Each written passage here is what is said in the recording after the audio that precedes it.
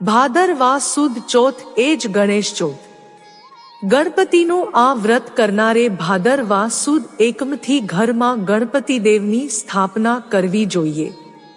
રોજ ગણપતિનું પૂજન કરવું, ગણપતિની પવિત્ર કથા કહેવી અથવા સાંભળવી. આ વ્રતમાં મીઠાવાળી ચીજ ન ખવાય. ભોજન કરતી વખતે બોલવું નહીં. ચોથને દિવસે ચંદ્ર દર્શન કરવું. દર્શન ન કરવાથી કલંક લાગે છે એવું કહેવાય છે. આ વ્રત કરનાર ઉપર ગજાનન પ્રસન્ન રહે છે. બ્રહ્માજીને એક વખત ખબર પડી કે ગણપતિજી અષ્ટસિદ્ધિને વર્યા છે. તેથી તેઓ ગણપતિ પાસે વરદાન લેવા ગયા. ત્યાં જઈને કહેવા લાગ્યા, હે ગજાનન, સૃષ્ટિનું સર્જન કરતી વેળા ક્યારેક વિઘ્ન આવે છે. ત્યારે મારી મતિ મૂંઝાઈ જાય છે. તો મારા એ કાર્યમાં વિઘ્ન ન આવે એવું વરદાન આપો. ગણપતિએ કહ્યું, મારું વરદાન છે કે તમારા કાર્યમાં અંતરાય નહીં આવે. વિઘ્ન આવશે તો તે દૂર થઈ જશે. એક વેળા ગણપતિ બ્રહ્મલોકથી કૈલાસ જઈ રહ્યા હતા.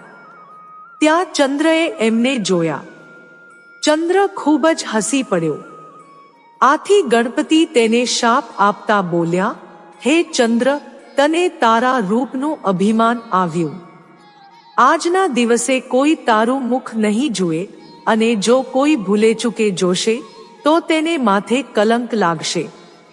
ગણપતિના શાપથી ચંદ્રને એવી શરમ આવી કે તે જળમાં રહેલા કમળમાં સંતાઈ ગયો. દેવોને ખબર પડી કે ગણપતિએ ચંદ્રને શાપ આપ્યો છે, તેથી ચંદ્ર શરમાઈને ક્યાંક સંતાઈ ગયો છે. તેથી તેઓ બ્રહ્માજી પાસે જઈને કહેવા લાગ્યા, હે બ્રહ્માજી, ચંદ્ર શાપને લીધે પીડાઈ રહ્યા છે, તો તેનું કશુંક નિવારણ બતાવો. બ્રહ્માજી બોલ્યા, ગણપતિના શાપને તેના સિવાય કોઈ મિથ્યા કરી શકે તેમ નથી. તો પણ ગણપતિ પ્રસન્ન થાય તો કંઈક રસ્તો નીકળે.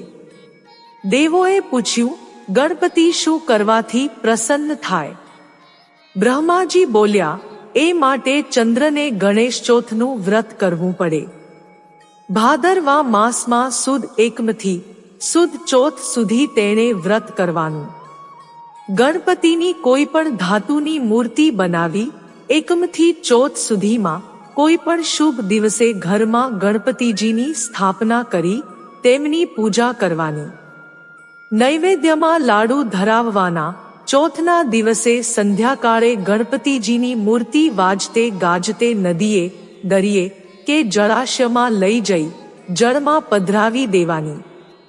આ દિવસે બ્રહ્મભોજન અને દાન કરવામાં આવે તો જરૂર ગણપતિ પ્રસન્ન થાય છે.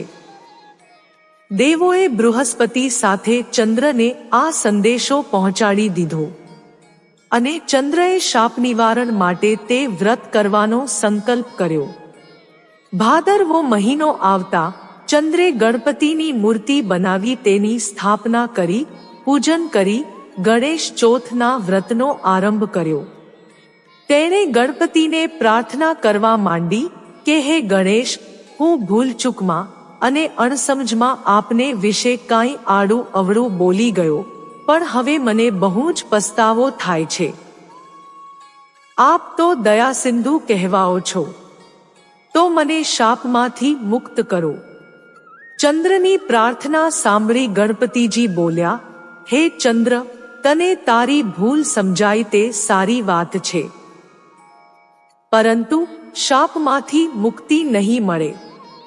તે મારું વ્રત કર્યું, તેથી તારા પર પ્રસન્ન થઈ શાપ હળવો બનાવું છું.